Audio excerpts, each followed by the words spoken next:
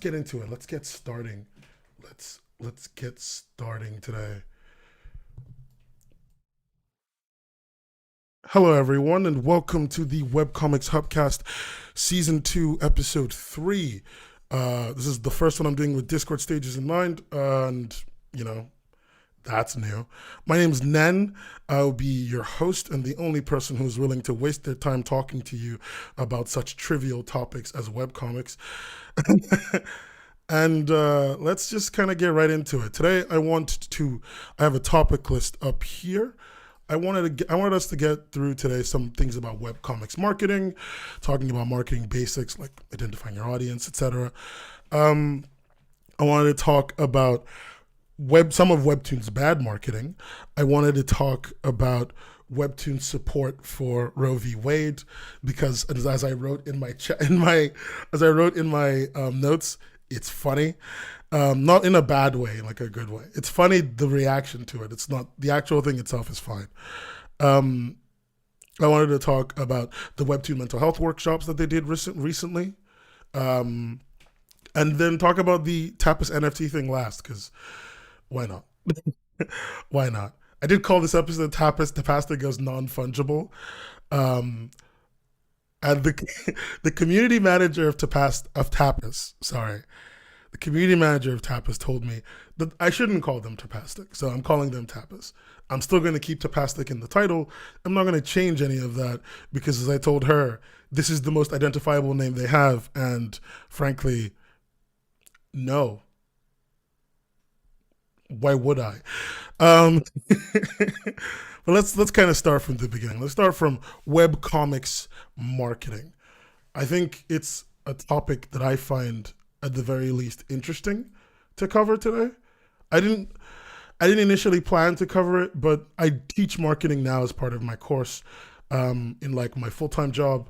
So for me, talking about marketing is still something I'm personally kind of interested in. If you don't know anything about about marketing in and of itself, let's kind of start. And how it affects webcomics. Let's kind of start here. Um, the webcomic space right now is kind of an environment where one creator has to do 1,000 different jobs. I think most of us who actually do the jobs know that it's a very tasking thing. And one of the key jobs that you have to do, especially now that it's a lot harder to just get noticed by being a good artist, is marketing your work. It's good to know from someone else also in the chat that yes, the name the name Tapastic is what you call them. Anyway, but marketing your work, right? Actually, the Tapastic is a really good example of not good marketing. We'll cover that in a second. But marketing your work, getting that out there, getting people to know about what you make, getting people to know about it without it just being good, right? Often marketing is basically a clout game nowadays.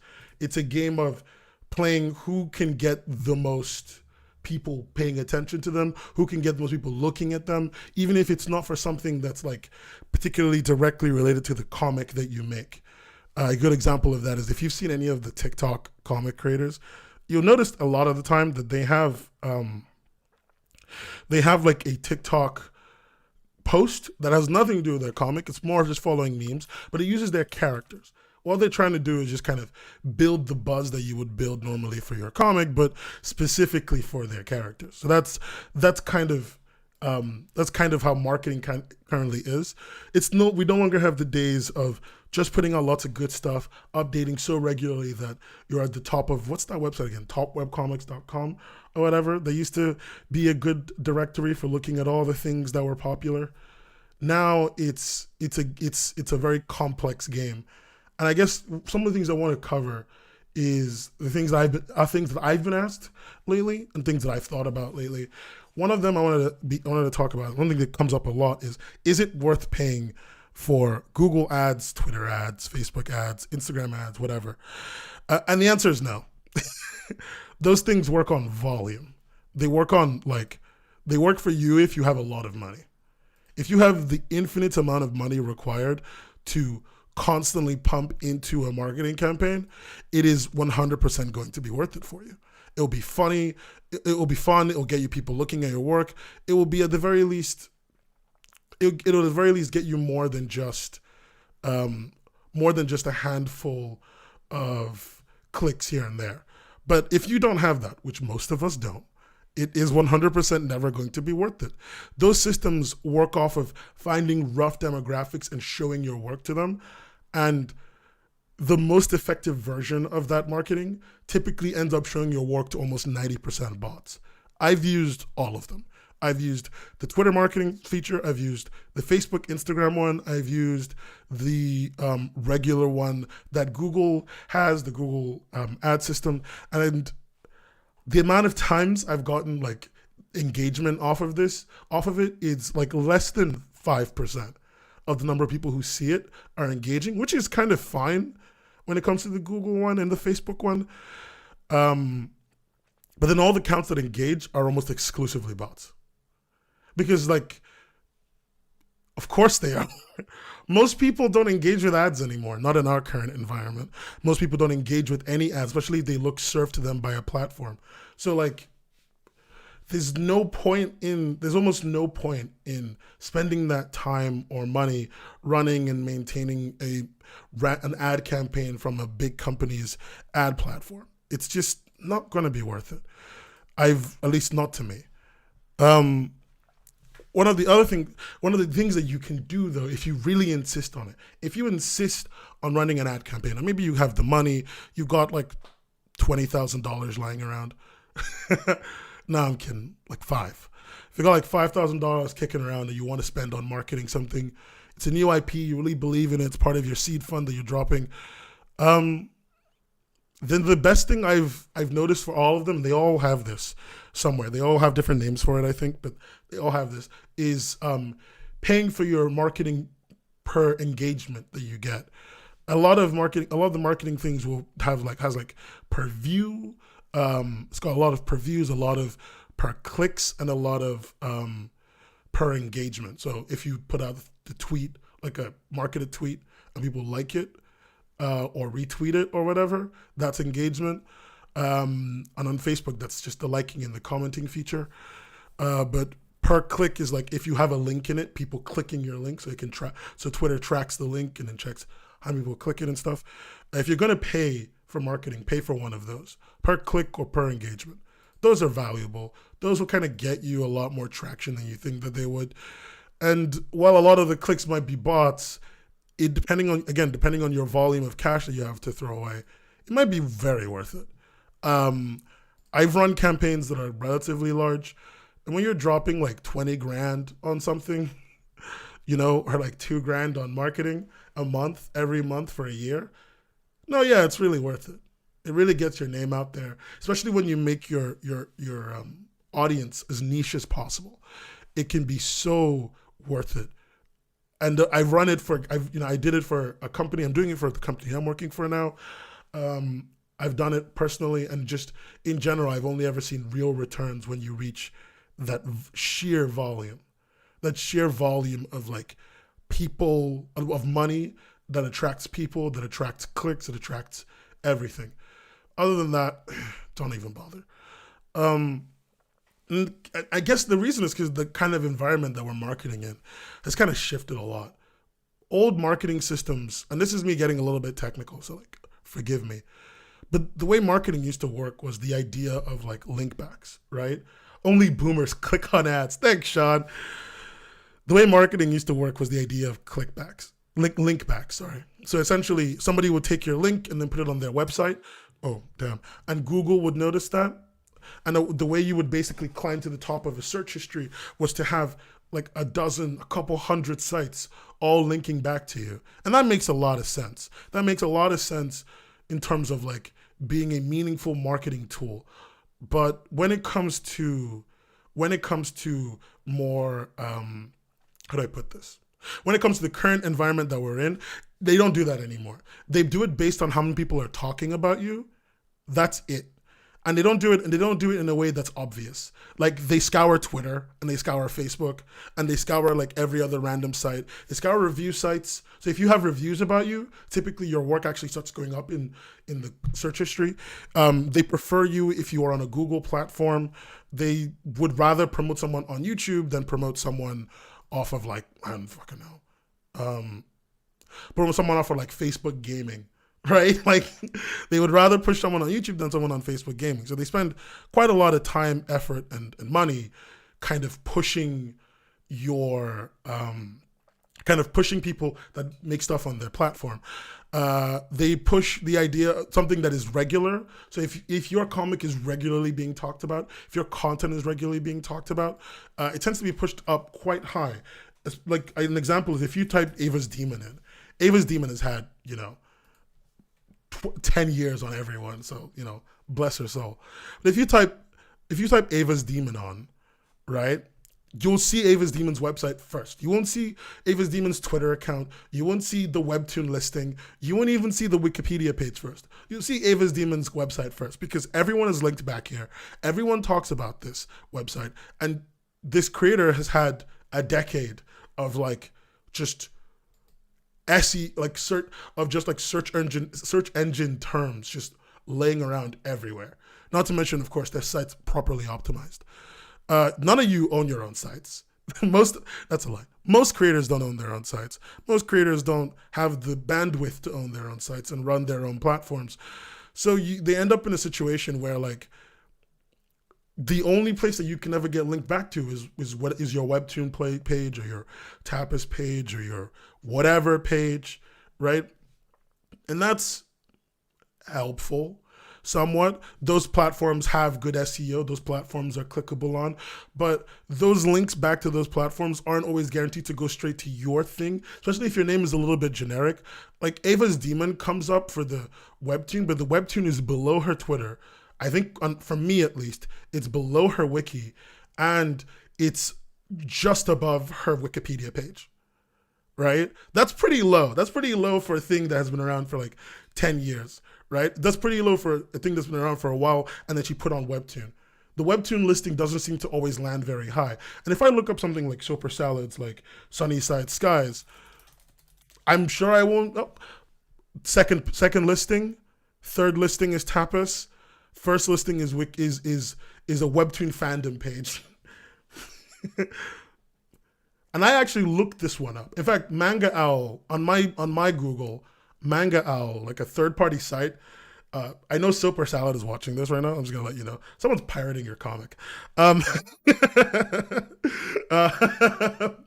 Manga Owl is listing is above yours. And remember, I actually know you. I read a lot of Super Salad's work. I know Super Salad, they're my friend. It's something that I look at on a casual basis. And that's kind of how Google will mold itself around me, right? It will list her stuff higher and higher and higher because I regularly look in that space, right? But think when you're marketing out there, you're trying to look for people who never look for you, don't really know what you make, and you want to kind of attract them back to you with some vague idea of what you're making. So understanding that, understanding a little bit of how marketing has kind of changed, how the online platforms kind of look for stuff and recommend stuff is quite important in my opinion. If you're in the US, it can really change everything from if you're in the UK. If you live in a certain part of the US and the app and Google knows where you live, it can change everything from if you live in a certain part of the UK and Google knows where you live. When I stay back home with my family in the country I was born in, it doesn't give me a lot of Webtoon recommendations. It doesn't give me a lot of Webtoon recommendations when I Google stuff at the top. And sometimes when I'm looking for comics that are actually not that unpopular, but not that popular, I don't find them. I find a lot of Twitter conversations about them, and then I find them. Maybe UK people just use Webtoon less. Yeah, I mean, the UK, as far as I remember, from Webtoon's actual own report, the UK doesn't have the crazy high number of Webtoon users. So it's not that strange. It's not that weird. It's not odd. It's not odd that exists. But everyone you're going to be marketing to is going to be in a different situation. It's going to be a different place. It's going to be caring about different things. So understanding that you can get different results while still spending quite a lot of your money is also important. Right now, I think marketing is really hard and like really easy because now you can hit a trend. Now you can go on TikTok, you can do a terrible dance, whatever, and then like put a picture of your webcomic character on your face and then read whatever. And if you hit the trend right and people think you're and young people think you're post ironic enough, you're gonna go far. And if you don't, it's not gonna go anywhere. But you can just try again and just keep doing that. I think one of the most interesting things I've seen is I watch a lot of Valorant gameplay, which I think is a little bit out of left field for me. But I watch a lot of Valorant gameplay, and the creator I know who does all the Valorant gameplay I care about has this terrible marketing strategy. And her marketing strategy, I say terrible in a nice way. Her marketing strategy is literally she makes a meme about Valorant, and then she posts that same Valorant meme 3 or 4 times.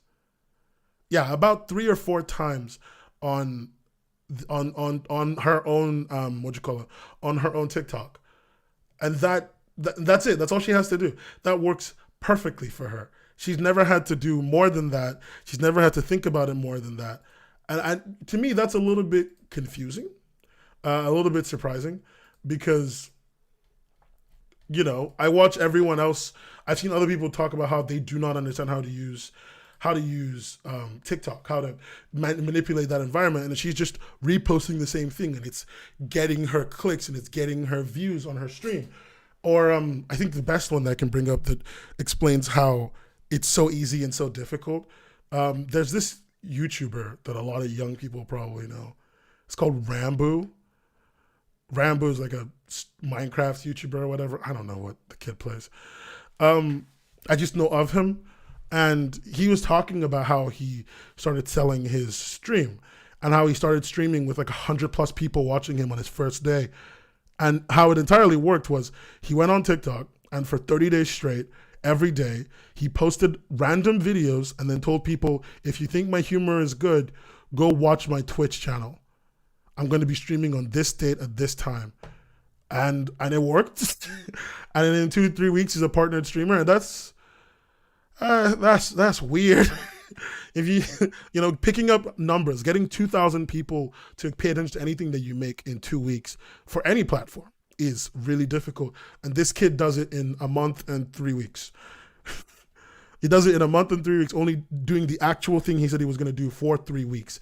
So yeah, I still refuse to download TikTok. I mean, honestly, I only have TikTok because people send me TikToks and I hate loading the website. I don't use it. I think we have a TikTok page. The Webcomics Hub has a TikTok page. I've posted one thing on there. That's it. Meh. It's not like I don't see the value. It's not my scene. It's not my scene. But it can be a valuable scene for you, considering a lot of the people that you need to read your stuff or read the things that you make will probably have to be young people. I think in my experience, if you make online content of any kind, it's good to acknowledge very quickly that your biggest audience is children. And that's okay. That's fine. That's perfectly fine. Your biggest audience is 19-year-olds and under, like 13-year-olds, 15-year-olds, young people, children, for lack of a better word. And like, I don't mean that in a bad way. I don't mean that in like they're lesser, or their opinions count for less, or they offer less value or whatever. It's just they have the time to be engaging with what you make, and they have the time to give to feedback, to give you the feedback loop to reach the adults, the people who you actually really want to, who you might actually really want to talk to. So, when you think about that, engaging with them on their medium, which right now is TikTok, might be advisable for you if you are not getting any traction. I see a lot of creators online complain about not getting any traction. It's like a very common thing. I see creators whine about how they don't have and I mean whine, by the way. I don't mean it in a mean way. I just mean it in like, a lot of you just haven't done a lot of the marketing stuff, but you expect the quality of your work, if your work even is quality, to shine through. And that's not a bad way to think about things. It's a naive way to think about things. And a lot of them, you ask them, what have you done to market your work? And they don't, hey, Salmon. And they never give me like a response that I find reasonable. They talk about how, oh, I tweeted about it yesterday. And it's like, yeah, I know you did. And I know you think that's enough. And I know you're doing the most because right now you just drew a 60 panel episode and you're exhausted. But the environment that we create in requires a lot more effort than that, unfortunately for all of us. And I'm not particularly happy about it either. And this marketing thing, and you know, when you're in that space, when you're doing that stuff, and understanding that a big part of your audience is children, understanding how to get to them, understanding how to sell things to them, will kind of reduce that stress a little bit, I think. It will take you from feeling like you have to market on 1,000 different platforms all the time, constantly, to going, okay, I want to do 2. I know where to go. I know that I have to make stuff regularly, but it has to also fit in a certain kind of appeal. It, in my opinion, reduces the amount of thinking and work that you will spend doing your marketing. At least depending on what you're making. What about hiring a webcomic editor to take care of the marketing? I'm interested in those options, but have little to no clue where to find them with experience or trustworthiness. I'm going to be real with you, Chief. Also, Discord chat is working now, so if you want to chat and have it show up on the screen, you can just type straight in the podcast chat section on the Discord server, which is getting a revamp soon, but this is just the channel I had to make. So that will show up on stream too, and so don't worry about me not reading it. What about hiring a webcomic editor to do that? That's not an editor's job. That's not an editor's job. It can be an editor's job, but at that point, you're making your editor your manager. If you need them to do that too, you're making your editor your manager. And if you mean, what about hiring a manager? I almost want to say do it. Yeah, that's like an agent, like a manager. I almost want to say do it. I almost want to say hire somebody like that. But I personally don't see the immediate value. I think when you hire people like that, it's good to do it when you are at a certain level of creative mass, you know, when you're quite large, when you're doing pretty well, when you have an understanding of all the different aspects of the space. Yeah, makes total sense. And by the way, that wasn't a takedown of you, Leia, all the explanation stuff. I just wanted to make some clarifications just cause, so you weren't wrong, you just didn't know, and not knowing is perfectly fine. But you know, in the environment that we're in, I see it as when you're small, I think it's better to learn a lot about it first and accept that your marketing isn't going to be rock solid. I think that's the move. Learn a lot about it, do a lot of marketing, accept that your marketing isn't going to be rock solid, accept that it's going to kind of suck, accept that you're not going to make a lot of it, especially if it's your first comic. Just accept that. Accept that part of it. Accept that part of your growth as a creator. Because the thing is, at the end of the day, if you understand how that space works, you will understand who is best to hire. One of the things that I think people don't think about a lot is when you want to hire these managers and stuff, you need to be able to vet them. You need to be able to vet them because a lot of people think they know a lot of stuff that they don't fucking know. I need to get a bleep button. I need to stop swearing. But a lot of people in this space think they know stuff that they don't know. They absolutely do not know. And you're going to meet a lot of them. Sometimes I'm that person. I'm not going to pretend. Sometimes I'm that person. It's why I put a ton of research before I do a podcast. It's why I read a bunch of stuff before I do a podcast. The Webtoon subreddit moment, I guess. Yeah, sure. Sometimes, those people exist. And a really important aspect of this, a really important part to this, to this process is you're going to have to you're going to have to be able to vet them. You're going to have to know how to vet them, know what they should know, right? And you can't know everything either. But if you know the current space, you know the current environment, you know that right now everyone's doing Fortnite dances. They're not. But, everyone's doing Fortnite dances. Or right now everyone's obsessed with the Dobre brothers, right? When your manager shows up to you and says, hey, I want to sell your comic. And you know what I'm thinking? I'm thinking we're going to do a partnership with, I don't know,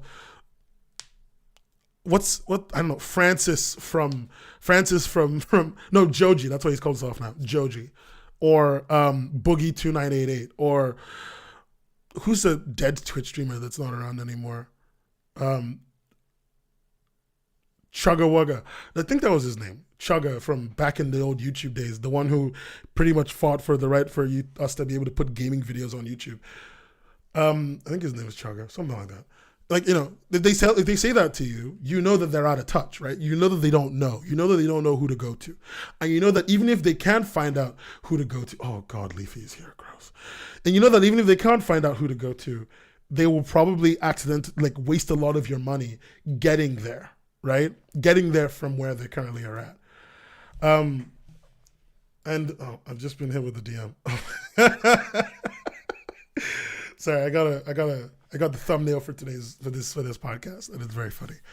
And you know that they're out of touch. So being able to understand that requires you to be able to put yourself out there enough to understand the space that you're marketing your work to, the way you're going to have to market your work, et cetera, or just have that kind of money. Have the kind of money that you can blow. Like I told you, I think I said earlier in this, if you have $5,000 and you can drop $5,000 right now on marketing something, right? Totally on marketing something, and you want to buy a Google ads or Twitter ads or Facebook ads, and you buy the per click or per engagement one, I'm sure it will be valuable once you've spent all $5,000. It will totally be valuable. I'm not even saying this as a meme. Once you spend all $5,000, it will be 100% valuable. But you need to spend all $5,000. You need to. And that's a lot of money. Whoever wins 4th place in the Webtoon contest could totally spend that on marketing. I feel like food is more important for them than marketing, but sure. Yeah, you're not wrong, Chief. And right now there are some ways to game algorithms. I should also say, a lot of our marketing stuff is based around lots of algorithms that are very complex and very complicated to manipulate. But right now there are some ways to gain algorithms. I think my favorite one is there's this guy in a Teletubby suit. I don't know, you might know this guy. He's wearing the Tinky Winky Teletubby suit. And he found out that if you tag a creator on Instagram, you end up at the top of their tags, which kind of adds a little bit of search value to you. If you take the post, untag it, and retag it, you end up back at the top of their tags. And then this guy found that out, made a TikTok video about it, talking about how he's going to spend all day trying to be the top tag so that Billie Eilish or whatever would say hi to him. And that gained him a ton of traction, a lot of traction. That gained him a ton of traction. I think David Dobrik saw it, which is when he ended up, the person he swapped to from Billie Eilish. Everyone saw it. He had hundreds of people following him doing that, maybe, and even if it wasn't hundreds, a couple people following him doing that. At some point, Billie Eilish and David Dobrik's tags were just Teletubby Man. I think he was holding a shotgun. Something like that. It was funny. But he had the humor. He found the way to game the algorithm. He spent that, he used that game to get something for himself. And the guy from Teletubbies actually taught us something. He's not from Teletubbies, he's wearing a Teletubbies outfit. Don't get it wrong. But that's what this guy gamed the algorithm. I don't even think you can do that anymore. I think that was a year ago. I think Instagram's updated, so you can't do that anymore. What I was going to get to is there are ways to game the algorithm. They exist. They'll show up. They will always show up. And if you are very smart, very good, and very quick, very quick, you can utilize them. I think, it's like hitting trends on Twitter. Whenever something's trending, drop an art piece for it, and you'll probably get noticed, right? And the notice amount will vary a lot, right? It'll vary from my friend's drawing of the red-haired girl from Pokemon Legends giving someone a haircut, getting 30,000 likes, to when he did another Pokemon Brilliant Diamond and Shining Pearl drawing, and it only got 800 likes. Also, hey Enigma, it can be this giant span. It can really move around from there to there. And gaming the algorithm can be the same. You can game the algorithm. You can do the tag game. You can really get yourself up there, right? You're getting the tags. You're being noticed by all the people. But then you're not the fastest finger in the West. You're not the one getting on the top of all the tags all the time. Someone else finds it, does it better than you. Someone else found it earlier than you. You're too late, and the tags are so saturated. Or even worse, the creator who's being tagged to use them as like a marketing ploy gets pissed and goes, nah, chief, I don't like this, and just starts like flaming you.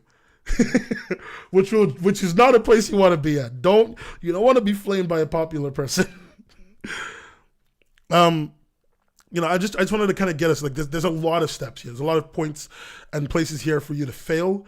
There's a lot of points and places here for you to be aware of, like that you can succeed. The current marketing landscape is already difficult, and now you want to sell somebody your webcomic, which, good luck.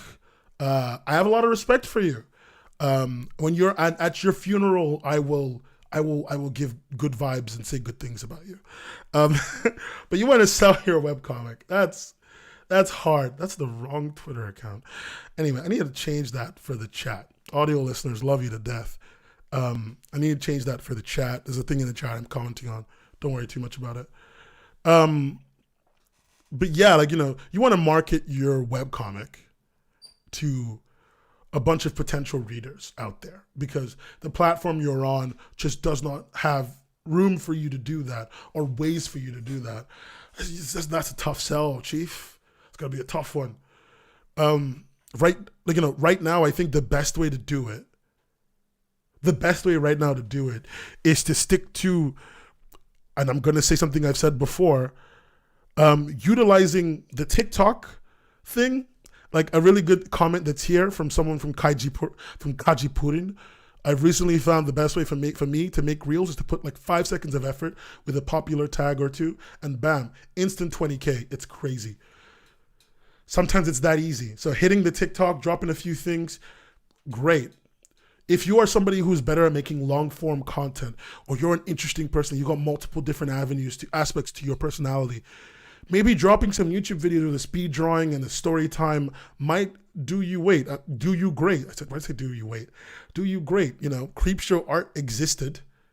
She was a thing. You could end up there. Not the end bit, the middle bit where everything was going well. There's a lot of different points in this scale where you can end up.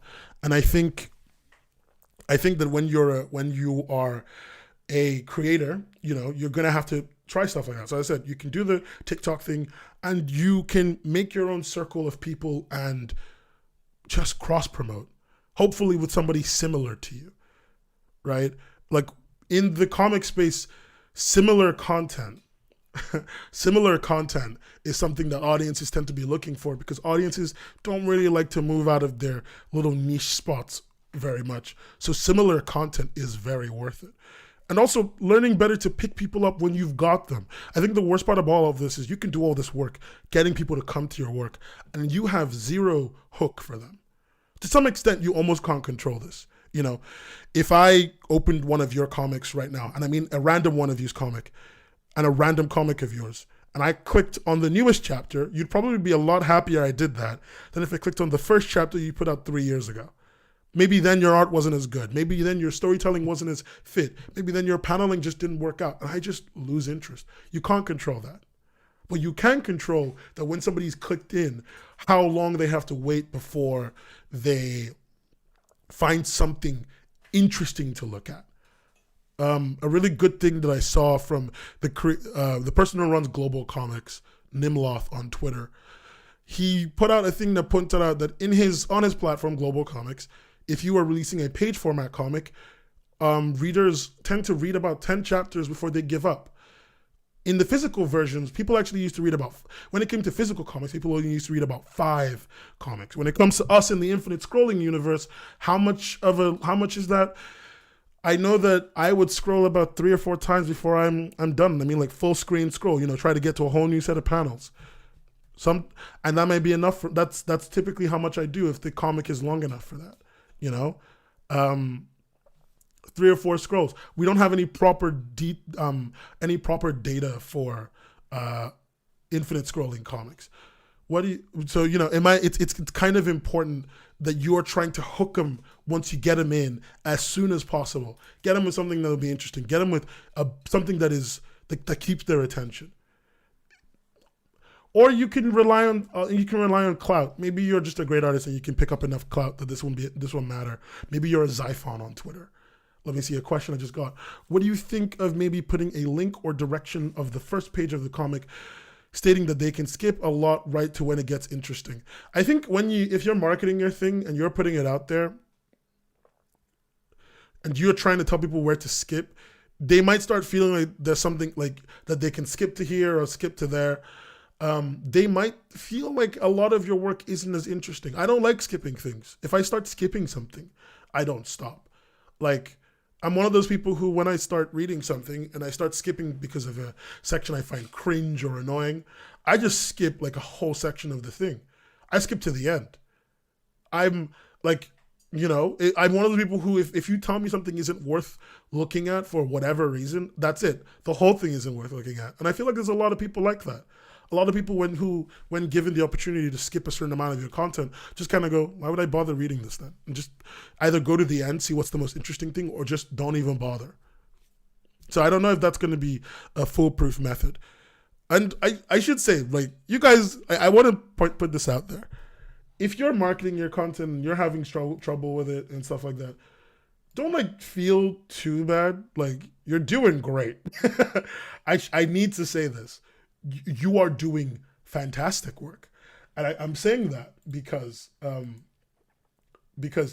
big multinational company with millions of dollars that is Webtoon and even Tapas aren't that great at it. I think Tapas is a little bit better at marketing than Webtoon is, though. I think overall Tapas has been a better marketing platform, better at marketing themselves to other people, to other newer people in this space. So I'm not really going to say that they're bad in that regard, but I am going to say that, and I just need to find something here. I am going to say that Webtoon is notoriously bad at marketing. Notoriously bad. I think my favorite example of that is, and I'm sorry, audio listeners, because I'm going to put a few videos up right now. I think my favorite example of that is two Webtoon marketing fiascos that I can remember.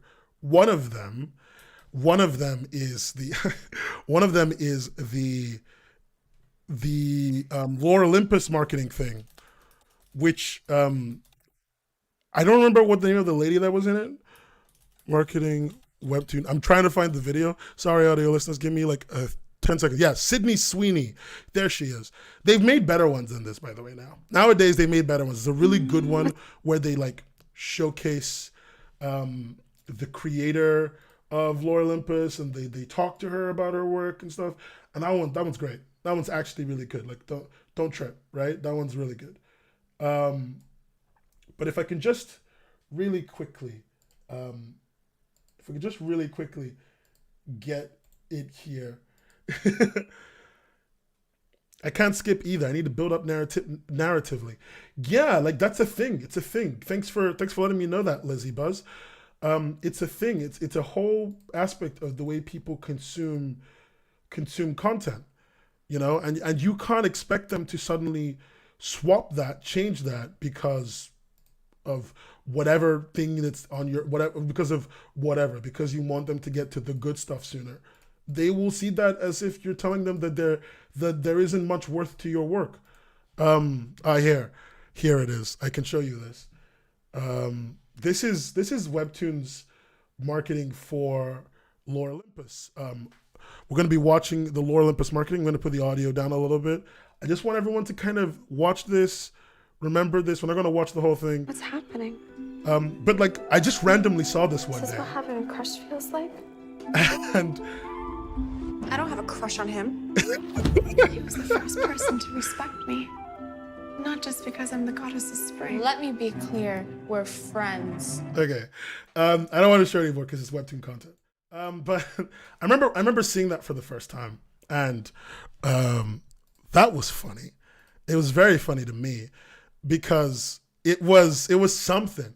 It was something. Like, there's nothing wrong with the live action. There's nothing wrong with Sydney. Bless her heart. She did a great job. Sydney Sweeney did a great job.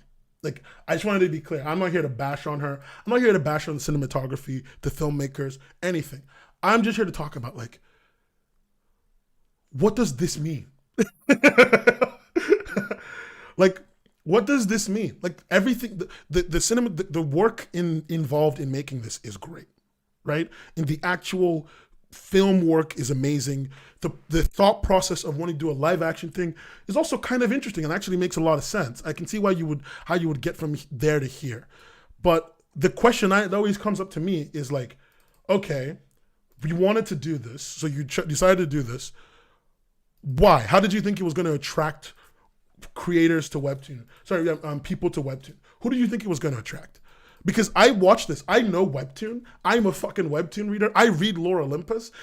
I didn't know what the hell this was for like 30 seconds when I first watched this. I was like, what is this? What is it about? Oh, it must be Lore Olympus. It took me a second. I had to like realize it was about Hades and Persephone and all that stuff, right? Now, then I showed this to my partner. I date someone who is a normie. She's very much a normie.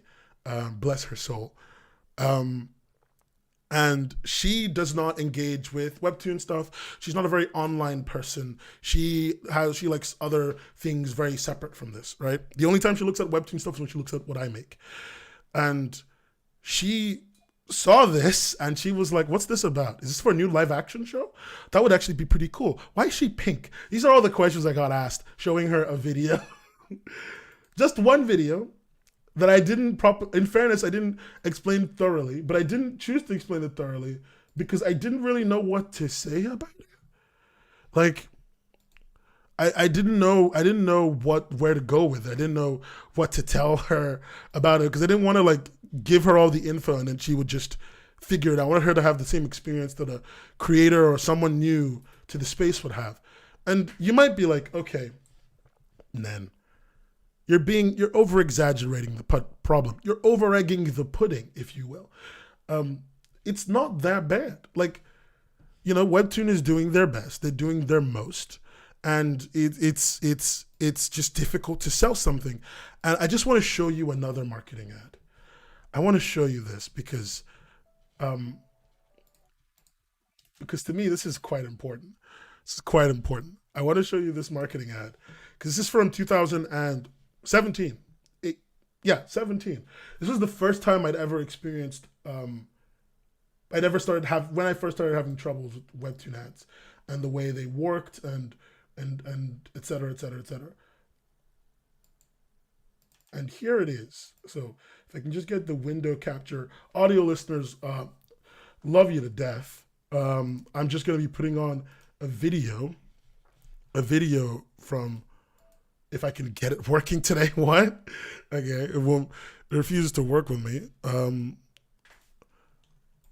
Let me just copy a link then. This video, by the way, is not something I think you can find on web. I don't think you can find this online anymore. I need to find this Vimeo link. It's so difficult to find. There it is. There it is. This video, by the way, is like notoriously difficult to find. I had to work really hard to get it. Webtoon has basically taken it down. So here is the ad from not 2017. It's uploaded 3 years ago by the company. It's from sometime in the past. And if Webtoon's watching and they want to delete this, go for it. I own it. I have the video. So whatever. This is from Webtoon's Find Yours campaign. They actually put this in New York Times, in Times Square, on a billboard. Okay.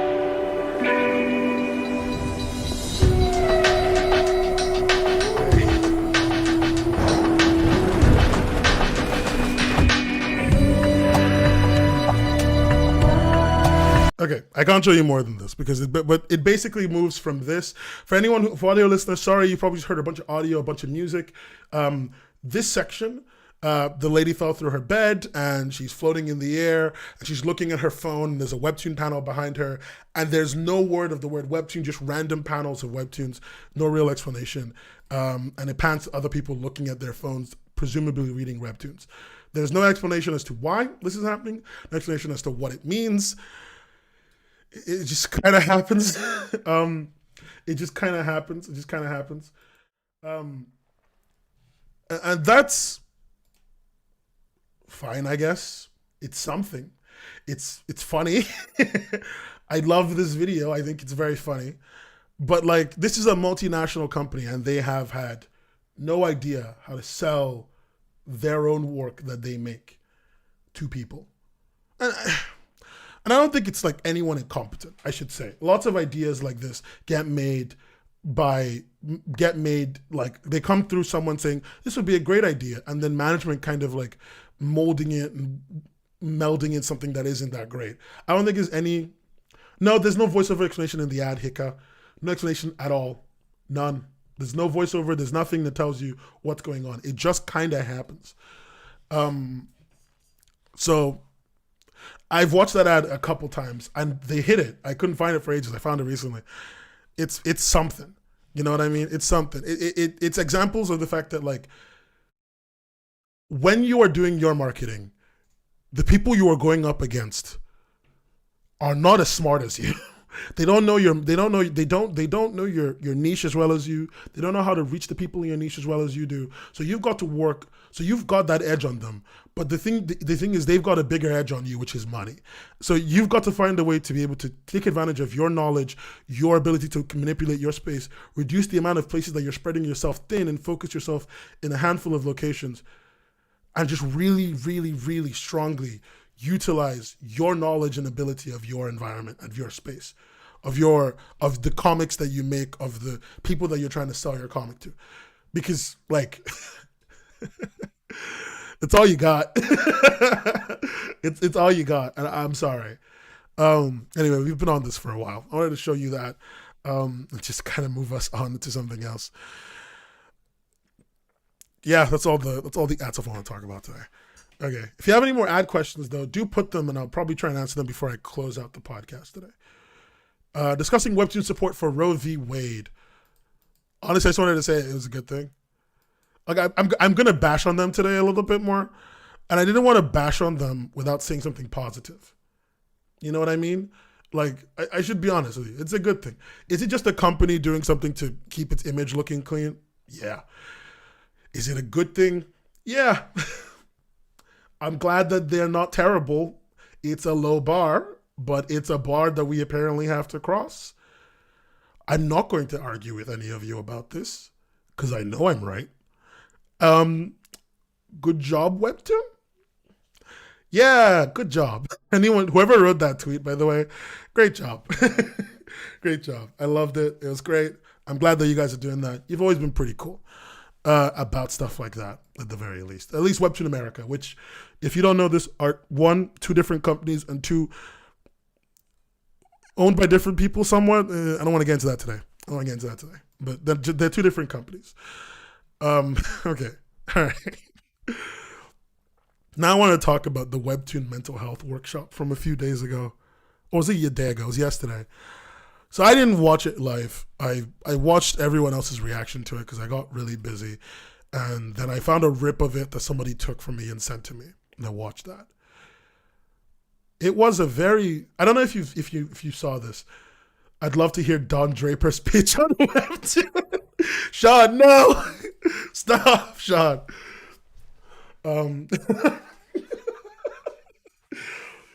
I would actually love to see that too. No, but what was I saying? Yes.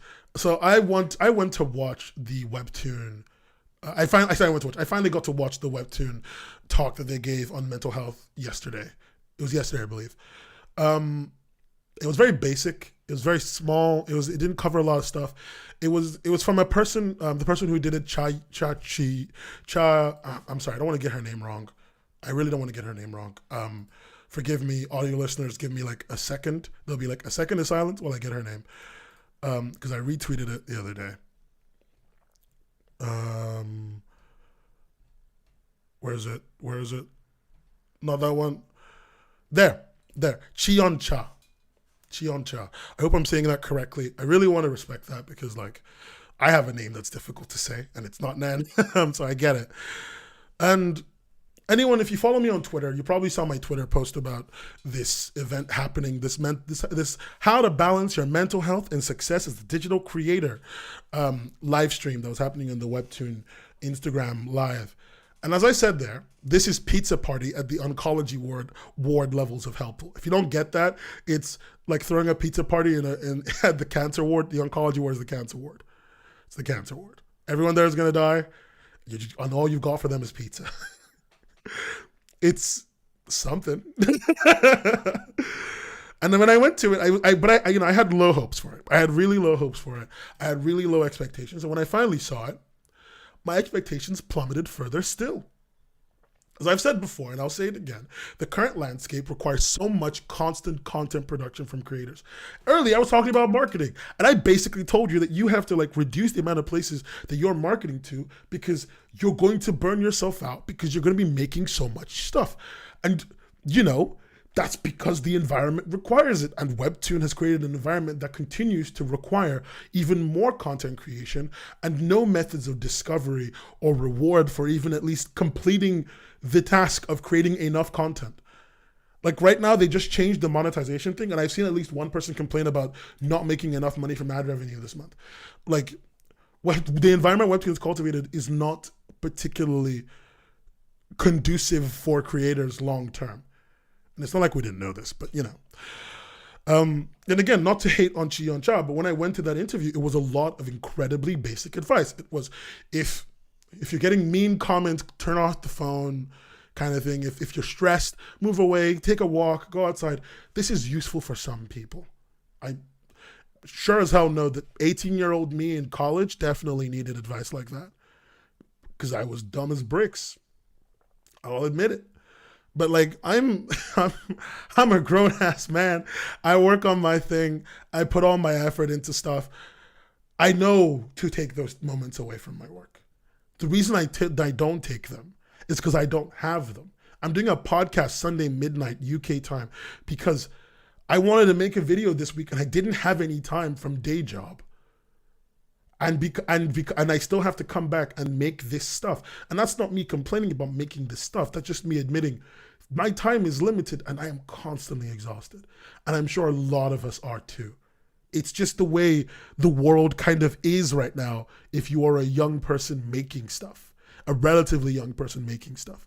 Let alone if you're sub 18, no knowledge on the landscape, and no one's teaching you anything about it.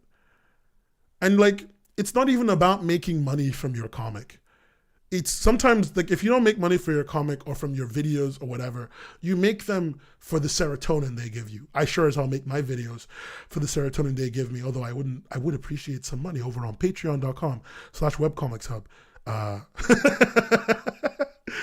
But even if you're making it just for the serotonin to your brain that gets directly pumped into your brainstem, you're still kind of expecting something out of it.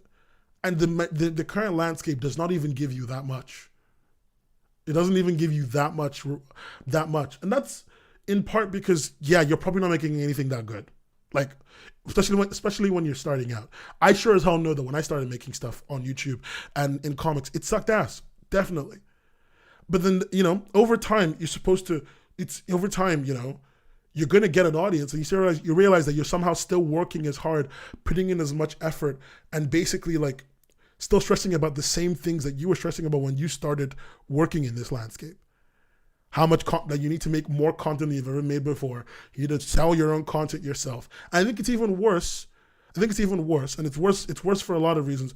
If you are a person that is contracted by Webtoon, and you have to do contract, they're paying you to make a comic, and they're making money off of the thing that you make in a way that they don't make money off of the things that canvas creators make, and they still want you to put in all of that work as if you're still a canvas creator. I've spoken to a few creators over the past couple of days, and I'm going to speak to more still because I need to fully understand how this affects everyone. But as far as I'm aware, everyone is currently overworked as hell in a contract where they're also expected to overwork, they're also expected to burn the midnight oil and work like hell just to make enough to eat. I have seen rates that are low, and I have also seen that there is a very wide berth of treatment. because I know people who are getting paid low money for a featured content comic. And I mean real low. Lower than you think. And I also know somebody who decided to jump into my YouTube comments a few days ago. I jumped into my YouTube comments a few days ago there was comments from the beginning of season 2 episode 1 comments, right? And they jumped into the comments to tell me about how Webtoon pays really well and pays up to $4,000 a month and gives them, assistance and everything else that they need, and it supports them and helps them out. That's the only person I've met that's ever said that to me, ever.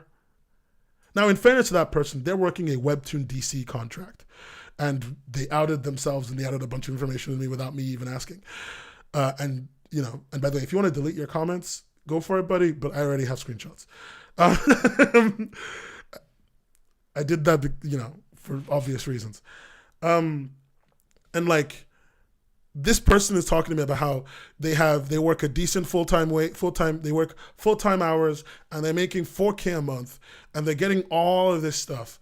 And it's like, clearly Webtoon is treating different people very differently for very different reasons. Like the person I told you who was getting paid low money is made something that is doing very, very well. And the person I'm talking about that's being paid $4,000 hasn't even released their comic yet. They have no idea what their stats are going to be. It could fall off instantly. And they don't know. And they're getting paid good money. And I'm not saying that they should get paid less. Don't get me wrong. They deserve their money. They deserve their money for the work that they do. They deserve the assistance that they get because they shouldn't overwork themselves. But, it's kind of fucking rich to make a whole live stream talking about mental health and stresses that the creators are dealing with, while you put the people that you put on a payroll, forced into a fucking ridiculous contract to produce ridiculous amounts of work for you. And you don't fucking do anything to help them in those situations, to help them deal with those problems, to help them genuinely deal with their mental stress. Like, I will never not forget, and this is the thing, I haven't fully gotten all the information about this. I'm not going to talk about this bit in too much depth, but it's not a great, I don't feel like Webtoon really cares as much as they say they do. It just doesn't seem possible. They love contracting people, and right now they're pushing contracts down viewers' throats like the world's about to end. They've shoved a metric shit ton pile of contracts on the front page, and then they're pissing on the pile as it burns so they can keep them warm. And at no point have they thought that maybe, just maybe, you probably shouldn't put too much on that pile, otherwise you'll smother all the things underneath. Oh wow, I can't believe that fire analogy actually went as well as it did. But surprise. A great comment from Geek Boy here. When I started making webcomics, I didn't know much about crunch time and creative stress. After making the volumes of the comics, I realized that I needed better time management around my job.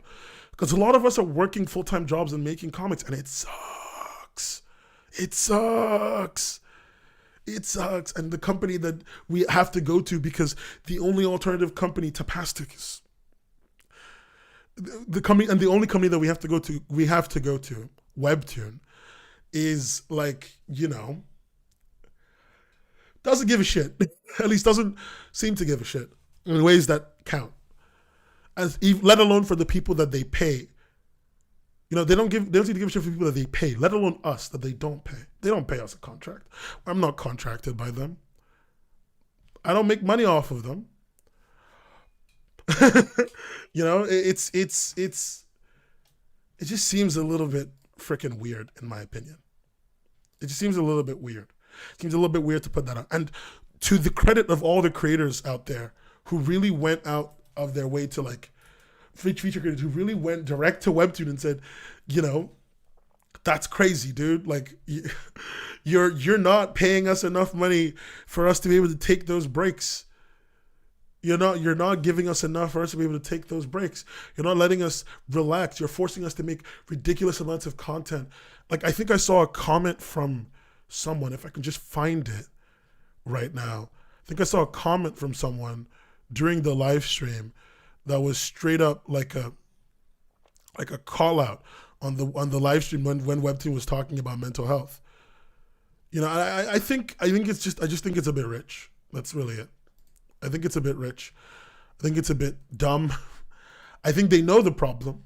I've seen people like Maria and Chris talk about this problem. Sorry, Miranda. Why do I keep calling Miranda Maria?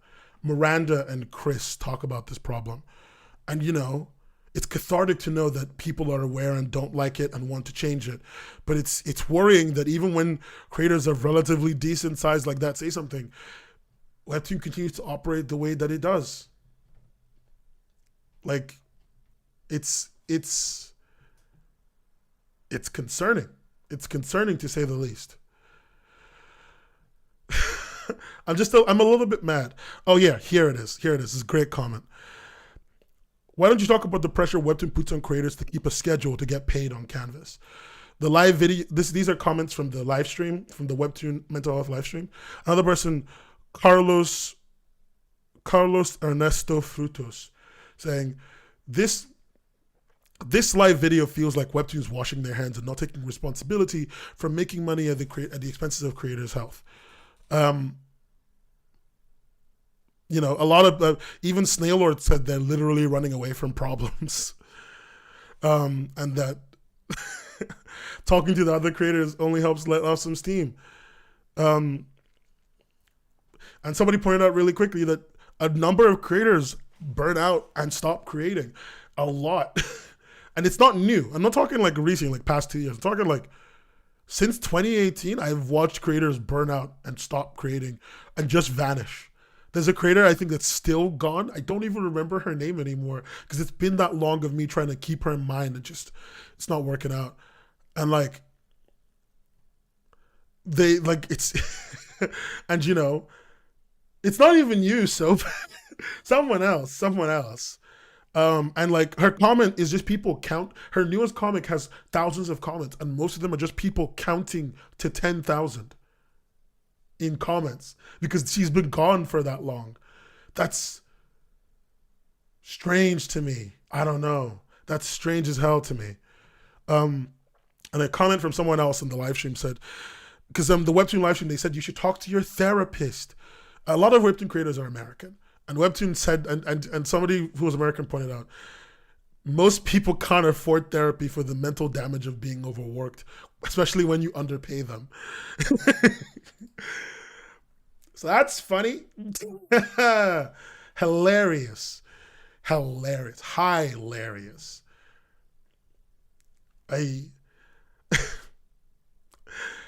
entire Webtoon mental health thing was, for me, just a fiasco. In the strongest version of the word. Webtoon doesn't provide insurance to jack shit. You're a fucking contractor. You don't get shit. Contractor. You barely have job security. Like, damn. You're not a real person. Like, they don't have to give you anything. Like I don't think they provide any insurance, nothing. If you can't upload, that's it. You're not getting paid. I remember, I was talking to someone today, one of the creators I was talking to, and also I just want to say this out loud. If you're a creator and you have stuff you know about Webtoon that you want to talk to me about, or your relationship with Webtoon, or relationship with any other platform, Tapas, or any other platform that you engage as a creator, and I approach you or you approach me, everything we say is off the record. So I will work very hard to anonymize your information, like I'm currently about to do. I'm talking about a creator in question that has spoken to me about working with Webtoon, not just burning out, but also getting hurt. Somebody mentioned to me that when they're working with Webtoon, they got burnt out, and they also got hurt in a way that I cannot fully describe because it's a little bit too identifying. And, you know, they told Webtoon, and Webtoon said, yeah, we get it, you're hurt, so you don't have to fulfill your contract anymore until you're fine. And that's great. That's really helpful because it means that you're no longer under that pressure of feeling like you have to put out a dozen or so chapters again or whatever. But Webtoon also put her in a position where it was like, this is pre-FastPass, by the way. This is pre-FastPass. So she just had no way of making any income off of her work. She had nothing. There was no plan. There was no, hey, maybe if depending on how you're feeling, do you think we can put you in touch with an assistant? Webtoon seems to be very willing to put people in touch with assistants when they work for DC, but not when they're a creator that's come to them specifically to give them an IP. Seems a little bit funny, you know. Just this person told me about how they were working in Webtoon, and Webtoon basically just kind of left them high and dry until they could come back. And they came back and they solved it, and it was fine, and it wasn't that bad of an injury, and it was solved very quickly, and it wasn't super crazy when they finally got like diagnosed and stuff, and everything diagnosed. But like, that's very fucking strange.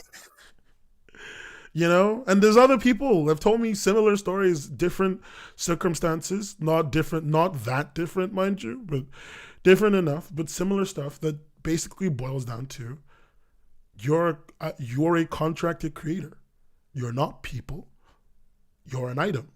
And when you're broken, we won't make you break worse. We'll just wait until you're repaired. And we won't try and offer any support. We'll just kind of wait. We'll go off and do other things. I think what makes it worse is even in terms of just having a conversation with people. You know, maybe your editor is someone you can have a conversation with. As far as I'm aware, every webtoon editor is overworked as hell, especially because a lot of them are new, so they've just basically dropped in, and there's like dozens of comics that they have to look after, that they've either been grandfathered into looking after or have been given or, you know, are getting new, and they're just overworked as hell right now. And a lot of them are new, so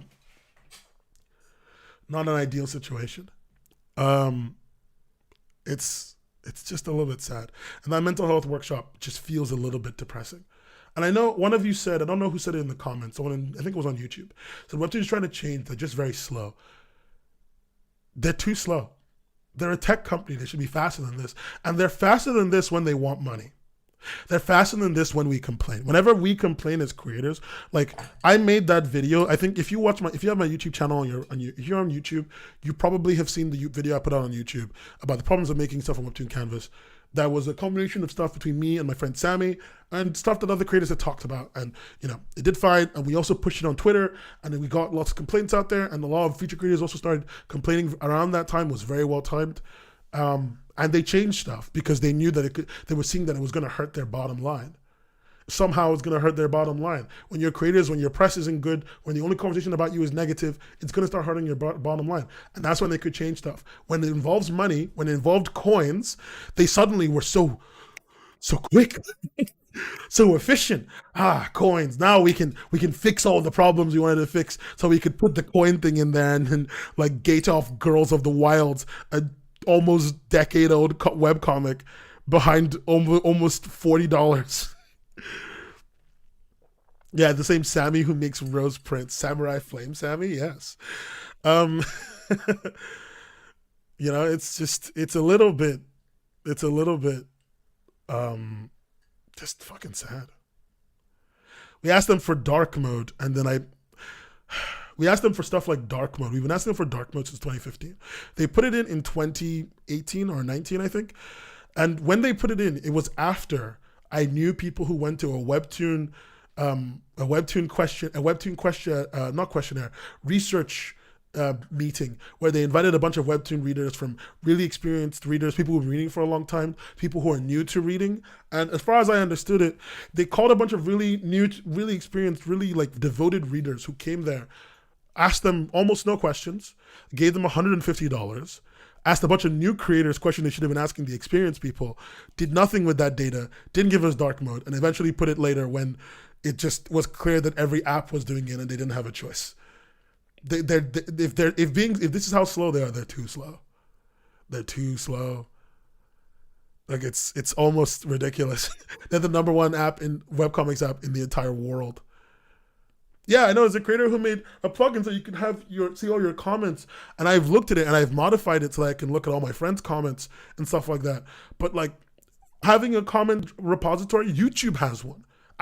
If you leave comments, and you should leave comments on the YouTube video, and also like and subscribe. If you leave comments, I have one place where I can see every comment for every video. I can see comments even if they're a decade old, and someone put them up like over years ago. There's a place I can just scroll down. It's chronological. I can look for them all. And like YouTube doesn't have that. It's just a bit weird. We got the creator profiles because everyone we have the creator profiles because everyone kept complaining. You know, everyone kept complaining about just the general atmosphere, the general fact that they had no way to reach out to their fans, right? Webtoon took away the ability for bots to leave comments in chat. That's great. Why can't I also put my comments as the person who made the webcomic? Why is everyone banned and I'm also banned? It's just stuff that they could do. It's not hard stuff. It's not difficult. You know, somebody put something up on, I saw today, why doesn't Webtoon have an auto scroller for reading? Auto scrollers are on like third-party websites run by people with less scruples. Webtoon doesn't even want to put it on their platform. I don't know, Chief. I don't think it's as simple as like, you know, they're slow. I think they just don't care. And that's fine. Like, they don't have to. A lot of the things that they're prioritizing right now don't revolve around them being nice, caring people. And I don't expect them to be nice, caring people, if I'm very honest with you. I've never expected them to be that. I've expected them to be kind of bitter, kind of mean, and only going out to do things for their own benefit. And that's just the way companies will be. And the only way they ever change is if we constantly, consistently complain. I recommend that you complain more. That's my diagnosis today. Complain more. Be more of a dick. You know? Be more of a dick. Complain a lot more about the things that you're not satisfied with. Talk a little bit more about the things that you would rather see on your platform and the platform you want to use. It is advisable. Anyway, that's all I want to talk about on that part. Also, real quick, actual positive news, slightly positive news. This is me saying positive things about Webtoon again. Sudden shock. Me and my friend Bobbler did a workshop on the Webtoon page and on the Webtoon page. We did a workshop about magic in comics and stuff like that. For the call to action contest. If you want to see it, it is on the Webtoon canvas and the Webtoon YouTube channel. The link is in my community tab on YouTube. So you can go there and watch it. I think I also tweeted it out. Webtoon doesn't have it listed, so it's an unlisted video. So you have to either find it from my community tab or on Twitter. Probably worth watching if you want to. And it's kind of got terrible audio. It's not as good as this audio, but it's what it is. Oh my God. It's just, I just got the entire, oh Jesus. I just burped and my whole soul left my body. It was really weird. I'm sorry, that's such a random non sequitur.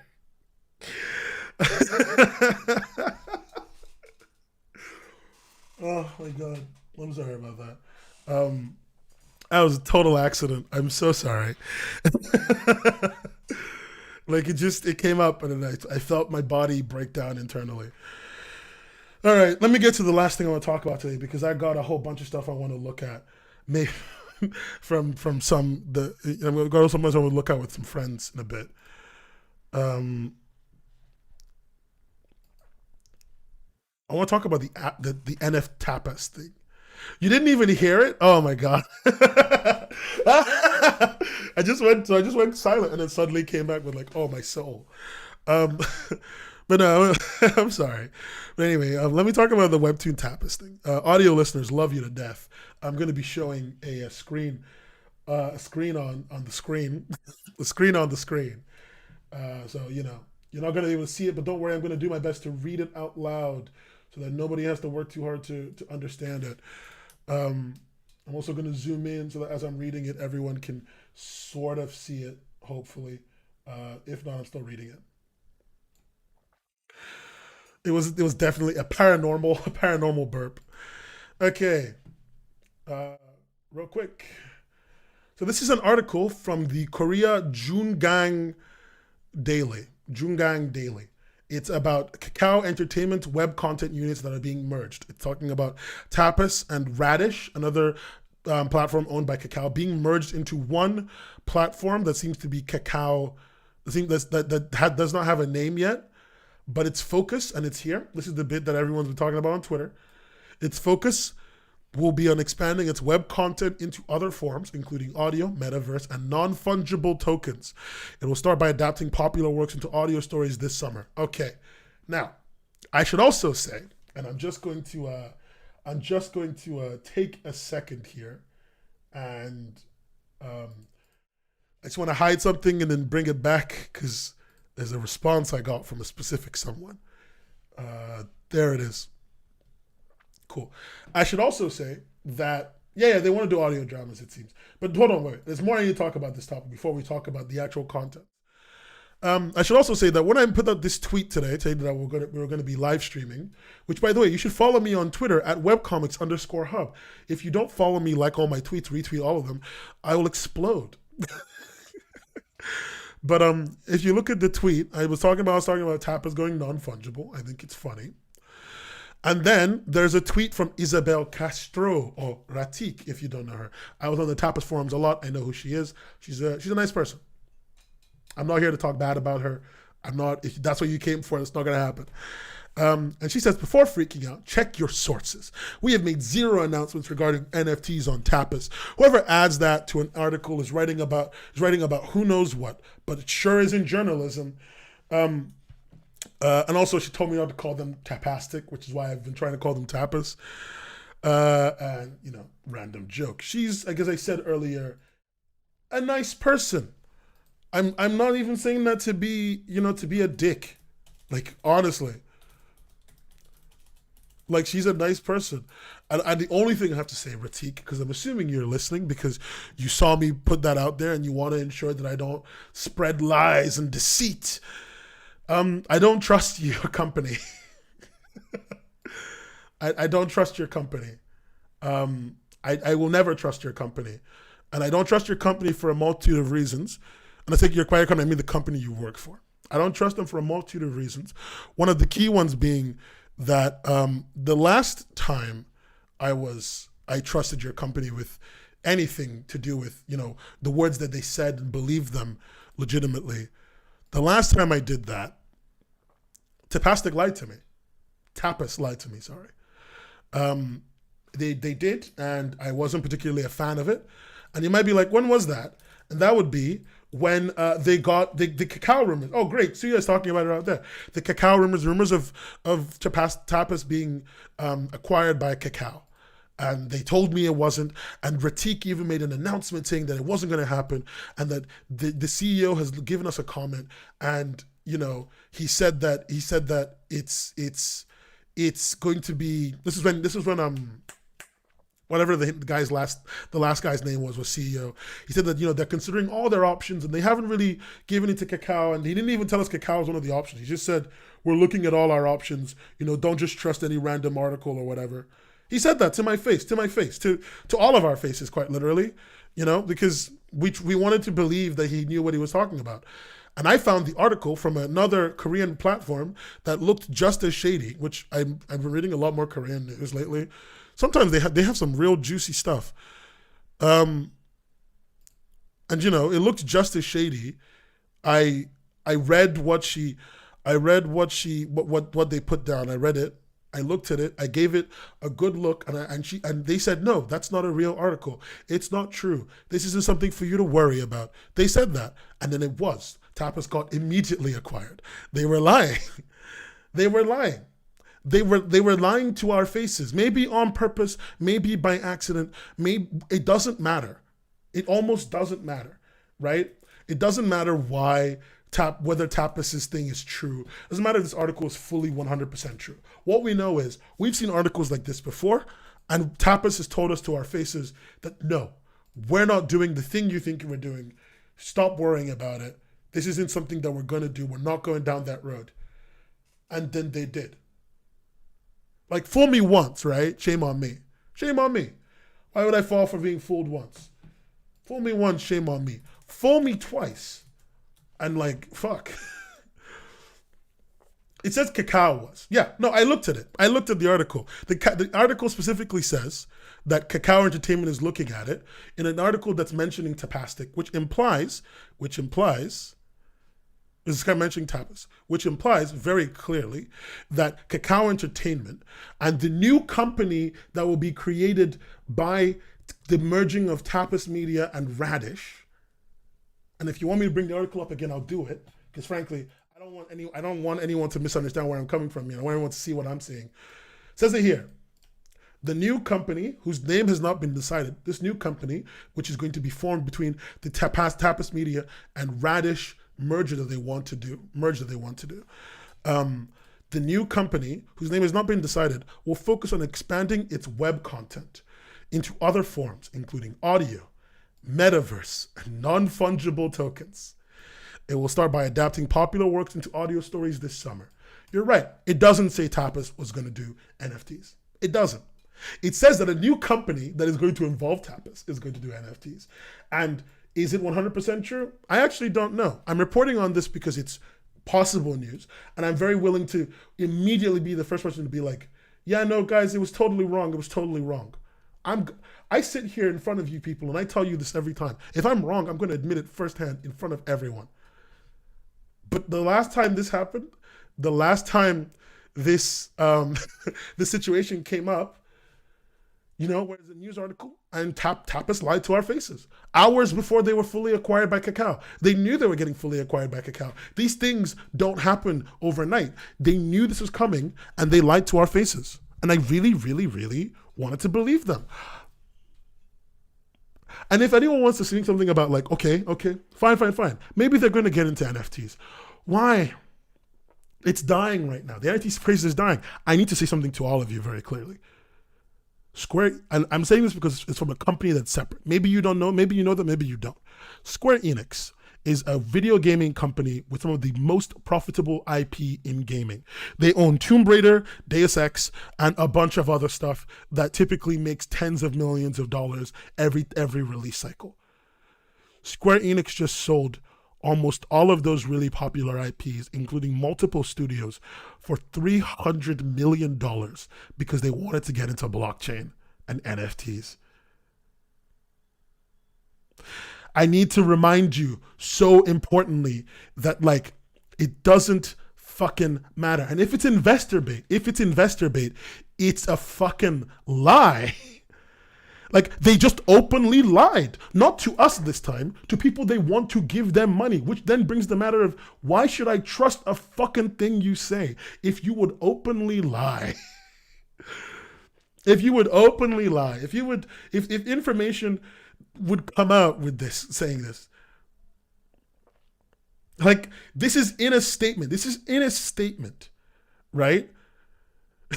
That wasn't put out by a leak or whatever the fuck. It was put out by Kakao Entertainment Thursday. Thursday of what? Thursday, May fucking 19th. It's been 3 days. You cannot bullshit me. You cannot bullshit me like this. Come on. Ratik, I respect you. And I know you're a director of community management, and I'm not here to shit on your job. You were doing a fantastic job. I was in the forums. I saw what you did. You were a great person. You kept conflict low, and this job is probably doing well for you, and I'm so glad you're in employment. But you can tell me to try to believe you, but you can't make me believe you. Not when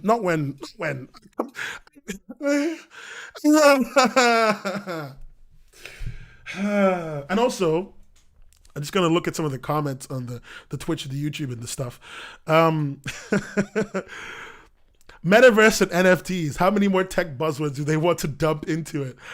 I don't know. Investors do love it, even though they don't know what it means. And you're right. But then it starts saying, like I said earlier, if they're willing to lie to investors, the people that give them money, the thing that Tapas has already sold its soul for once, because their CEO, Tech Bro, wanted to get a higher position, getting paid more money to do less work, right? If money is something that Tapastic has sold their soul out for and would easily sell the soul out for, and they're lying to people that will give them money, what about us? We don't give them money. I think most creators barely make them money. How would they treat us? How would they treat us when we don't make them money? They don't make money from us. we don't give them money, and they're willing to lie to people that give them money, if we assume this is a lie, why would they trust, what would they do to us? And if this is not a lie, then they just lie to us on social media and straight to our faces. There is no endpoint here where they come out looking good. If it's not a lie, if it's a lie, then I don't trust them. If it's not a lie and they lie to us on social media, then I don't trust them. I continue to not trust them. And I'm trying. I swear to God, I'm trying. I swear to you, as someone who genuinely wants to be very balanced about this, because I get it. I get that NFTs are a very sore topic for everyone, and I'm not here to fucking, I'm not here to pretend like I'm full of shit or whatever. I'm not here to say this just to be like conspiratorial. It's just, if anything, thank you, Hika, trust has been lost. More trust has been lost. It doesn't matter which way you want to spin this shit. More trust has been lost. You know, like, I think the funniest part for me is I saw that tweet when she put it out. I saw the moment Ratik tweeted that out. I saw it. And I still wrote what I wrote. And someone in my comments put it up there and was like, wait, before you do. And I said to them, the reason why I'm going to talk about it, because it's still funny. Because it remains funny. It remains hilarious to me. Because absolutely, positively, it doesn't mean anything. It doesn't mean shit. Like, holy hell. Fuck me, dude.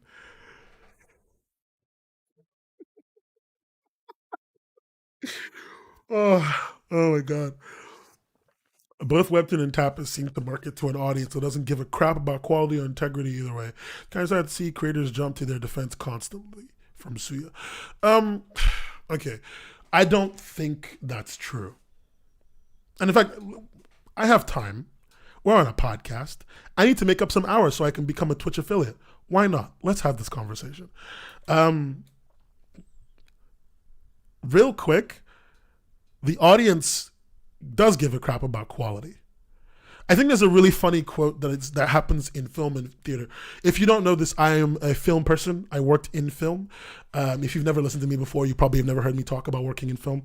I worked in film for a while, and the very common thing that people in film will say to you is there is a systematic degradation of the expectation of quality by the people with money by forcing the audience to take things that are subpar and telling them that it's amazing. This is not to say that the things that come out are subpar. It's that when something bad comes out, when something not good, when Morbius comes out, Hollywood will be like, no, you've got to love Morbius. It's important to love Morbius. It's imperative that you watch Morbius. Otherwise, how would you know what else happens in the MCU fandom? How else would you know, huh? Like, right? And like in the webcomic space, you know, we are very much self-made as an industry. Webcomics is a self-made industry. We made it. You know, Ava's Demon and Control Alt Delete and Penny Arcade and frickin' what's the one that became the one that's drawn by Andrew Hussey? I forget.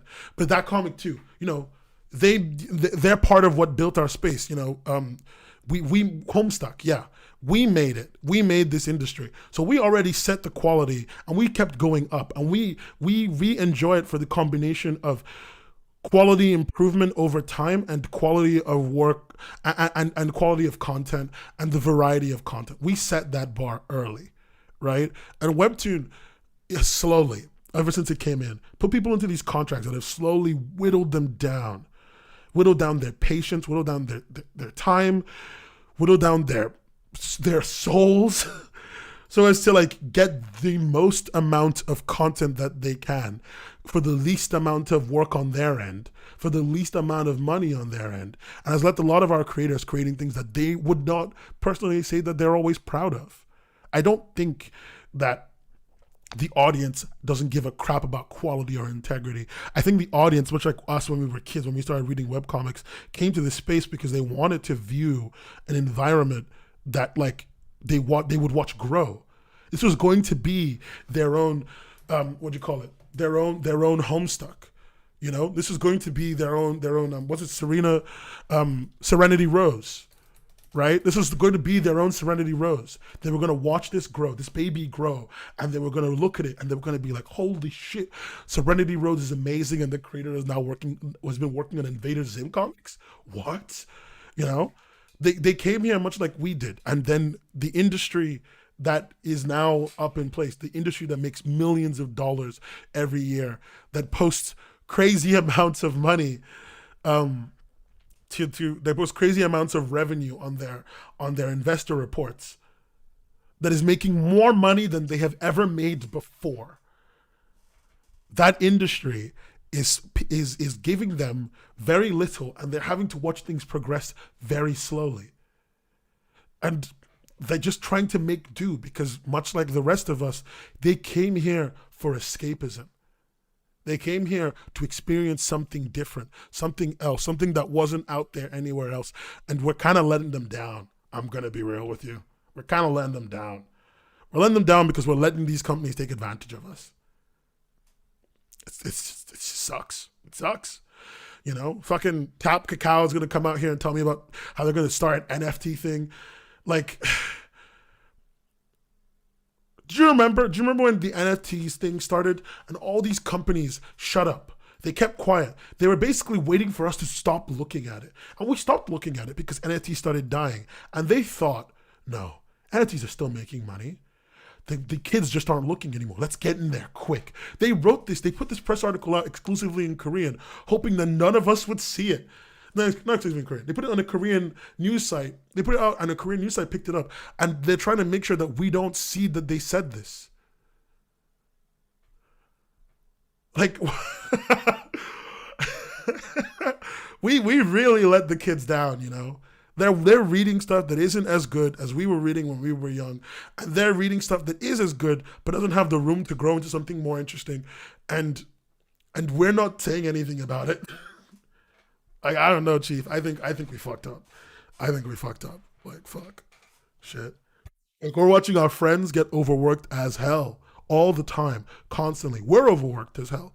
And we're not saying anything about it in any way that is meaningful. Like, we complain in a small private group chat, but we're not willing to put ourselves and our careers on the line for a better environment for the rest of the comic creators. Also, are you guys talking about Jared Leto Joker?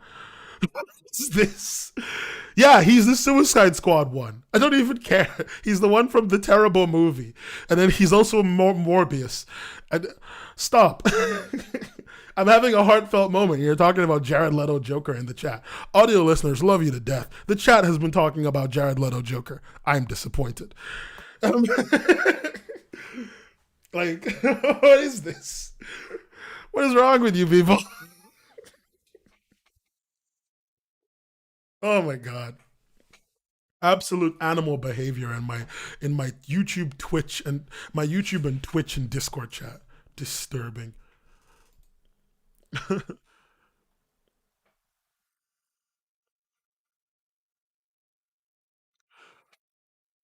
All I've been getting from this, just reading a comment from Sia3838. All I've been getting from this is we still have time tangent. Is that we actually agree on a fundamental level. Webcomics are a medium that deserve better. They do deserve way better. I don't think anything's particularly wrong with them, but I think they do deserve better. And then Android Funko Pop Jared Leto when get out. It's late and I'm buzzed on Teal. I liked him better when he was in 30 Seconds to Mars. He's starting a cult. I don't want to get into this. This isn't the Jared Leto podcast. He's starting a cult. Everyone should stop liking him. He's a cult leader. Please don't be nice to Jared Leto. Anyway, okay. Let's end this today. You people have ruined my life. Jesus Christ. I started to have a heartfelt conversation with you. This is what you give me? This is what you give me? Monsters. The lot of you. Actually, good comment. Thinking back to the days of webcomics having to be hosted on Tumblr, DA, or their own sites, I feel like the only good comic aggregator site is one created by people close to comic artists. You're right, and we've still got Hiveworks, we've still got Spider Forest, and they're great, they're awesome. Collectives. I think the future of comics from now on is collectives. Because, we want to avoid this garbage. And the only way to avoid this garbage is when we have more of a say in how our communities run. And the only way we have more of a say in how our communities run is if we make bigger collectives. It's just what it is. We make collectives work like publishers, work like, be like their own version of Marvel, Image, or whatever, without any of the weird control, but with like the name brand recognition. Maybe there's a collective app to read from each individual collective's site. And then, that just, we have more control. It will mean fewer people can make money, but it will mean that the people who do make money don't get trampled on. And it'll mean the people who don't make money don't get trampled on as much. I think that's important. I think a lot of younger artists are, from CF3838, I think a lot of younger artists are also kind of conditioned into believing aggregator platforms are the only way to do things now. Really hope we'll see more collectives in the future. Yeah, me too. I actually really do hope that. I'm looking forward to that. Hiveworks is always taking people. Spider-Force is always taking people.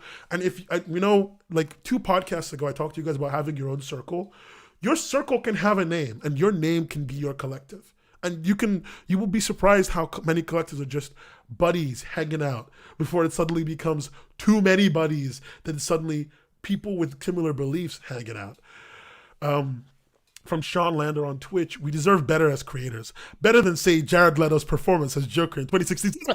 Damn it, Sean. You monster. Why did you do this to me at this time of night? Sean, it's 2 a.m.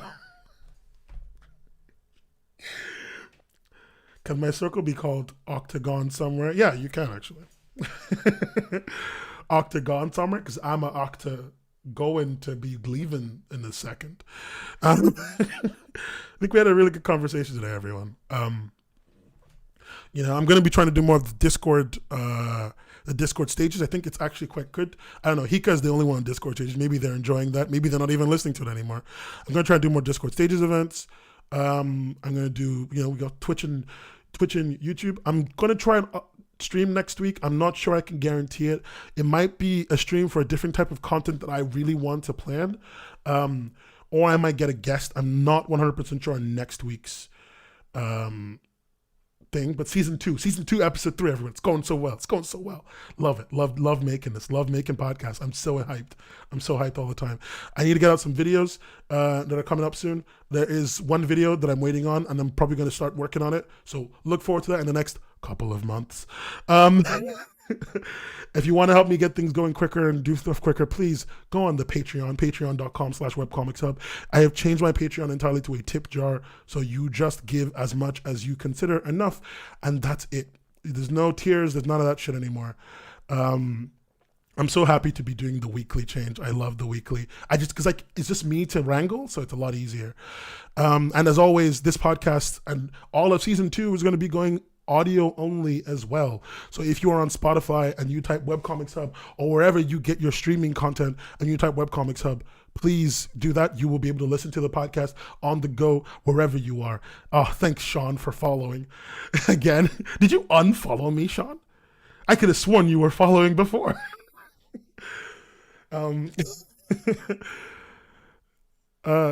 But yeah, it's just, I'm enjoying this. I'm loving this, and I'm loving talking to you guys, and I would love more of you in the conversation. And if you have bigger, fuller thoughts at the end of this, at the end of the podcast, anything I've talked about today, and you just put it in the comments.